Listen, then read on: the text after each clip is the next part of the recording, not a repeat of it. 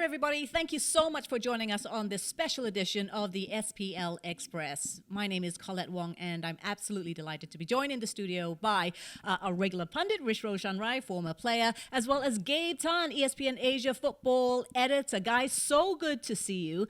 Now, we're here, of course, to talk about the first round of the SPL. We've seen 37 matches played across 9 match weeks, and it's been absolutely thrilling. So what we're going to be doing is talking about the biggest talking points from those 37 matches. But before we do, let's take a look at how the teams stack up in the table. Well, it is tight at the top. 1 point separating Albirex Niigata from Tampines Rovers. The Stags, by the way, the only team unbeaten so far in this campaign. The Lion City Sailors are a further 4 points back in third spot. In the race for top four, it's Geylang International who lead the way on 13 points. That's one ahead of Balestier, who have played a game more. Tanjong Pagar United have fallen away in recent weeks. They sit 6th on 9 points. And amongst the bottom 3, the biggest surprise, Hougang United, who started the season with so much hope, so much expectation, but they are propping up the table with just 4 points from 8 games. So after round 1, these are the standout performers in the SPL. Top scorer so far, Roya Taniguchi. He's got 8 goals for Balestier. Maxime Lestien leads in goal contributions with 6 and 8. Hassan Sani has been an absolute rock between the sticks. He's kept 5 clean sheets, which is a league high. Seiya Konori has been outstanding for the league leaders. Albirex, he's contributed with 7 goals and 2 assists. And Singapore's very own Faris Ramli has been on fire since his move to Tampines Rovers this season with 5 goals and 2 assists. Okay, guys, let's start with Maxime Lestien. I mean, he's been absolutely on fire. I know last season, Gabe, he was on course to being named the SPL Player of the Year. Didn't get the award, but if he remains on this tangent, he should be a shoo-in, shouldn't he? I think so, Colette. I mean, he's been very impressive. Like you said, from last season when he first came, I don't think he came with that much of a marquee sort of status. Obviously Lion City is bringing Kim Shin-wook at the same time as well as the start of last season. So I think Lestien sort of went under the radar a bit last season in terms of just how big name signing it was. But obviously he then showed on the field what an amazing talent, what he brought to the team. And yeah, it's a bit of shame that for him that he didn't go on to get named Player of the Year last season, obviously. But it seems obvious that he has sort of taken it personally and he's lifted his game up, his output. Sometimes you can bring a lot to the team in terms of general play and not really affect the scoreboard or the assist charts. But his output is just, you can't argue with the stats that he's been performing. Yeah, I'd say he's the front runner. You probably would agree. But who are the contenders' Hotness Heels? I think based on what we've seen in the early stages of the campaign, I look at Seiya Konori. It's a name that you mentioned earlier as well, and contributing in terms of his numbers, and he's such an interesting player profile-wise. He started the season having to play up front for them because Tadana really wasn't quite ready. But once Tadana really sort of came in and became that focal point, he could then just drift in and play in behind him. Link the play in midfield, get into the penalty area with his late runs into the box and finish off those chances. So Seiya Konori is one who's sort of, if he continues on and carries on his form and that output, those goal scoring numbers, those assist numbers go up as well, he'll be in there. Taniguchi is another one that I have a lot of time for. I really think he's an outstanding footballer, Taniguchi. You mentioned his 8 goals. He scored 10 goals last season, and the whole of last season he's already on 8 in something like 8 or 9 matches already this campaign. So he's going to be another one to sort of keep an eye out on. But I think Konori for now from Albirex Niigata is kind of the one that's chasing him, because you expect these players to come in from the sides that are challenging for the title, and Konori is playing for a side who will be challenging for the trophy, title, I should say. Well, he's making his debut in the SPL. He's playing in his first season in the SPL. Are there any other debutants that have impressed you, Gabe?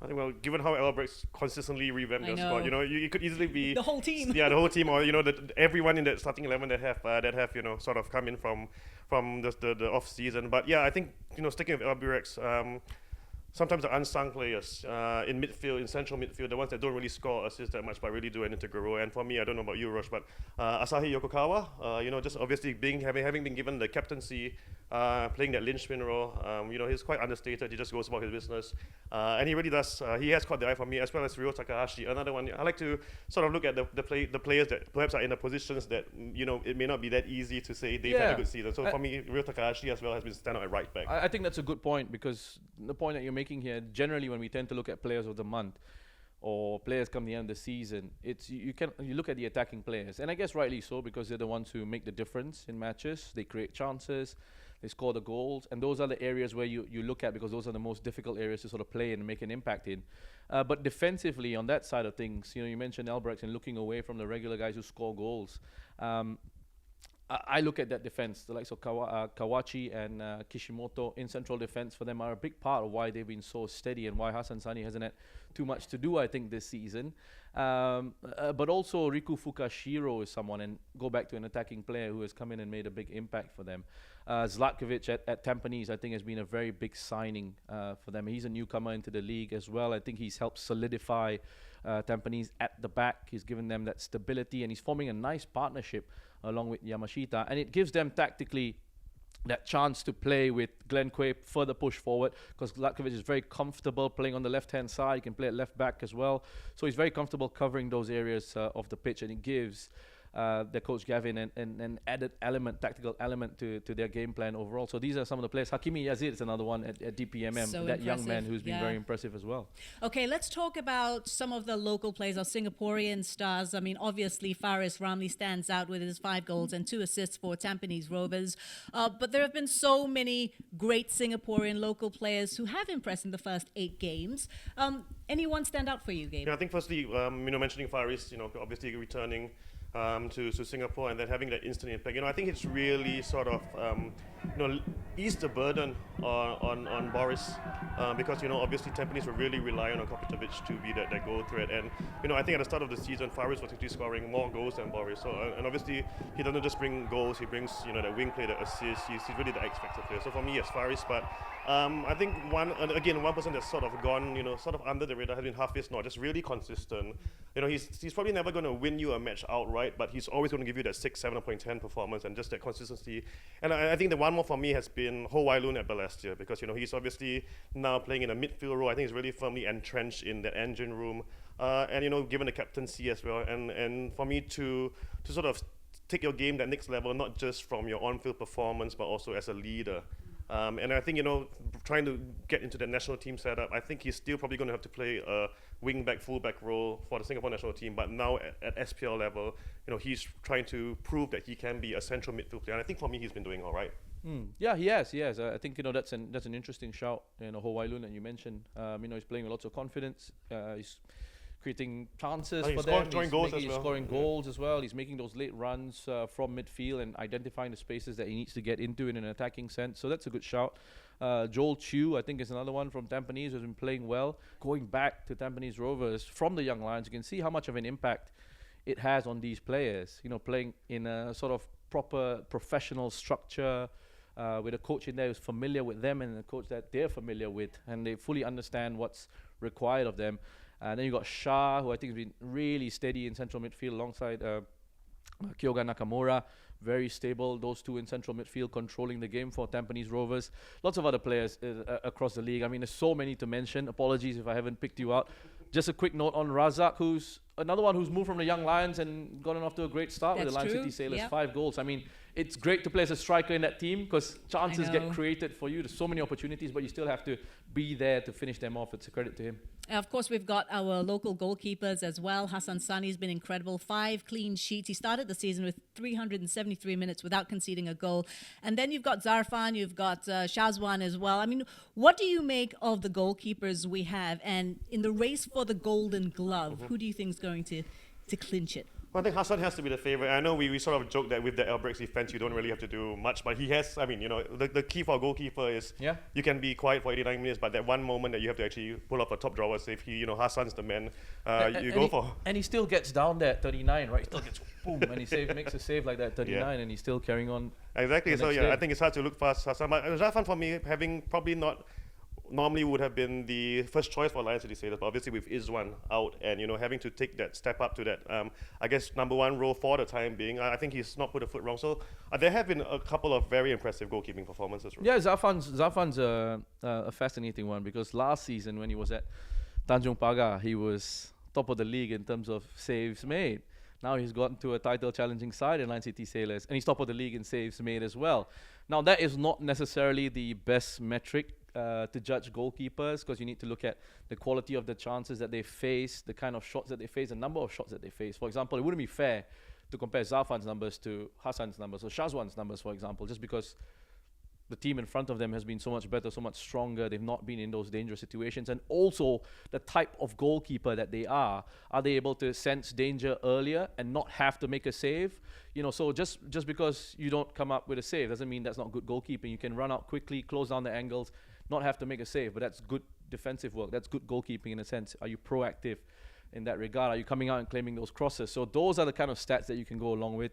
But Zafan, yeah, I mean, he's been impressive. I still think that to take his game to the next level, he needs to really maintain his concentration, take it very seriously, that there's a chance for him to actually become Singapore's national number one in the longer term, and to really put his head down and challenge and take it seriously, because there are still mistakes in his game.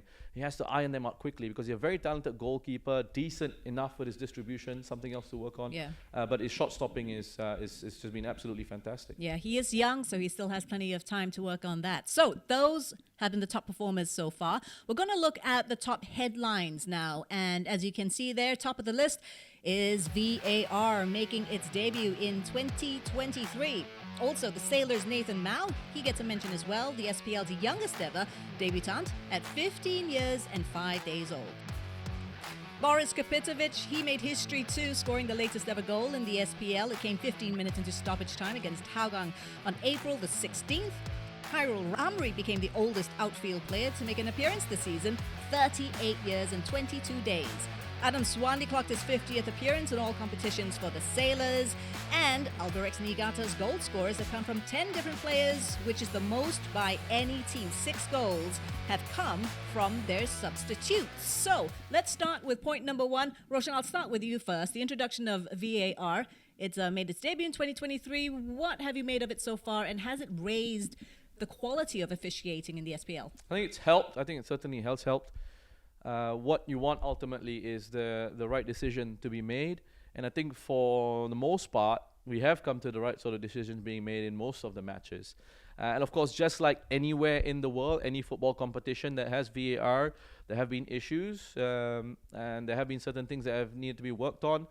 But that's just like anything, right? I don't think we do anything in life that's 100% all the time, constantly, week after week. You have, certain dips and situations. But you look at it overall, it's been pretty good. I think for a technology that's making its debut in this competition. And so far it's been, for me, I've been satisfied with it. I've been quite happy with the way it's gone. I know there'll be people out there with their own opinions, fair enough. But my personal thought on it is that it's in general has been pretty good. What did you make of it? Yeah, I completely agree with Rosh. I think it's a new technology. Obviously, it's a new implementation for the league, and overall, I think you tend to see most of the decisions being gotten correct, and that one-off, it's a teething process. So long run, it's only going to help the league get better. Okay, then we also saw Nathan Mao at 15 years and 5 days old making his debut as the youngest SPL player. He came on for LCS against Tampines. I don't know, what were you guys doing at 15 years and 5 days? It's definitely not playing professional football, I reckon. No, I wasn't playing professional football. I was playing football, but not professional football. It's great. It's good to see the likes of Nathan Mao and young players being given a chance. John Antan is another one, and then I think with Tanjung Pagar as well, they had a play, and I think George Thomas was another one who made his debut. Young Lions have been doing this. Raul Suhaimi, in previous years, Khairi Nadim, those players have come through the ranks and made debuts at a very young age. That's all well and good. You just hope that it's done with the intention of helping along their development. You don't want it to spoil their development in a sense. And so do you think they're too young? No, I mean, look, if you're good enough, you're old enough. But you don't want it to be a case as well of just someone saying, put him in the last 30 seconds of the match so we can tick a box. And that's our KPI. I told management that we'll promote 3 young players. Okay, there you go. 3 young players have had minutes in the league. Whether it's 30 seconds, whether it's 5 seconds, 1 minute, there you go. That's the KPI. That's a box tick. So hopefully that's not the case. Hopefully the intentions are genuine in that sense. And we start to see these talented young players coming through, because that helps the league and that helps Singapore football overall. Okay, we're talking about young players here, and our young Lions will be heading off to the SEA Games very soon to represent Singapore. Do you think that's going to help or hinder them? That's a really good question, Colette.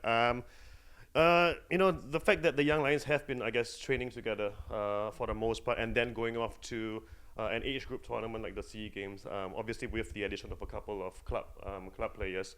I think it will be a great learning experience. You know, I hope expectations won't be high. Obviously, with Singapore football, there's always been this, you know, dream of getting the SEA Games gold medal. And I think we have to judge the team not just based on the current ability, but also the standard of the teams they will be coming up against. So I think if it's just for the experience, I think it can be a very positive experience. That yes, hopefully when they come back will only, I guess, boost their prospects of continuing a really decent start to the season.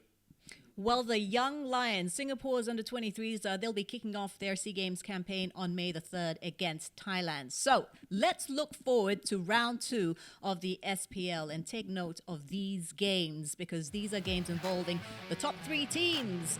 Lion City Sailors take on Albirex Niigata on May the 21st. Lion City Sailors versus Tampines Rovers. That is June the 7th. And then 20 days later, you've got Tampines Rovers taking on Albirex Niigata at our Tampines hub. So as it stands, Tampines Rovers are just 1 point behind Albirex Niigata. LCS are 5 points behind the leaders. Roshan, how do you see the second round of the SPL panning out, especially the race to the title? Yeah, hopefully we get a good proper race all the way through, a good title race. And we don't want it to be a situation where we see Albirex starting to run away and the other teams just falling and dropping points and falling by the wayside. So I'm hoping that we see more of the same. I think Tampines will be able to push. And you've got Lion City Sailors. Hopefully they can step up and have a bit more training time with Bernie Abini in the side as well, getting to know his teammates a little bit more. They should have the firepower. Now they just need to take and put their chances away, just work on a few things on the defensive side of the game to make sure they tighten up at the back in those moments. Make sure Zafan doesn't have too many saves to make over the course of the rest of the season. And I expect these two sides to be the teams that will be challenging Albirex Niigata. And Albirex Niigata just looks scary for the rest of the league at the moment. The consistency that they're showing, great quality, tactical ability is there, the intelligence, wonderful coach on board, someone who's got experience of winning titles. They will push. They will be pushing all the way, and I hope they get pushed by Tampines and the Lion City Sailors. Yeah, it's a really good battle at the top of the table, but it's equally as intense in mid-table. Now, I've singled out DPMM because 7 points from 8 games is their worst tally since 2017. Do you think they can turn things around? I think so. I think after being out of playing in the SPL for 2 or 3 years due to the coronavirus pandemic, they were always going to need some time to get back to where they were as a team, and this maybe they aren't good enough to get back to where they were, because this was a championship winning side not too long ago. Obviously having played some domestic football, but it was never going to be at the same level as the SPL. So I did think they might be good enough to challenge, but obviously the start of the season they did have, not the fastest or the quickest of starts. But I think they will come good, because not forgetting that essentially this is the Brunei national team with a few foreigners who have helped them out. So I think their quality will prevail, and maybe they've left themselves with too much to do in terms of going to be the 4th challenger to the title, but definitely to try and be the best of the rest, I think DPMM definitely have it in them. I think we really have to ask the question about Hougang United. They now have a new man in charge. Marko Kraljevic has taken over from Firdaus Qasim. Will their fortunes improve under a new man in charge? You like to think so. I still think they have far too much quality for where they are at the moment on the table and standings, and there's no way they should be there, challenging with the Young Lions, and they're so far away from the top half, I would say. And I expected them to be challenging for the title, so it's been very disappointing the way things have gone for them. A new era perhaps with Marko Kraljevic coming in. He's someone who will be very familiar with the league, and he's a head coach who has got a lot of experience, knows what it takes to get the points on the board. And I suspect they might just go back to some of the basics in a sense, forget about trying to make things a little bit too complicated. Just go with a solid defensive shape and a structure, play counter-attacking football. That is something we've seen from Marco in previous years gone by when he's been at Balestier Khalsa, for example. What they do lack is a focal point, a player up front who can get them the goals on a consistent basis. That's been a big issue for them in the first, I wouldn't say first part of the season, first round of the season. And that's something that I think maybe they need to look at and try and rectify in the transfer window that's to come.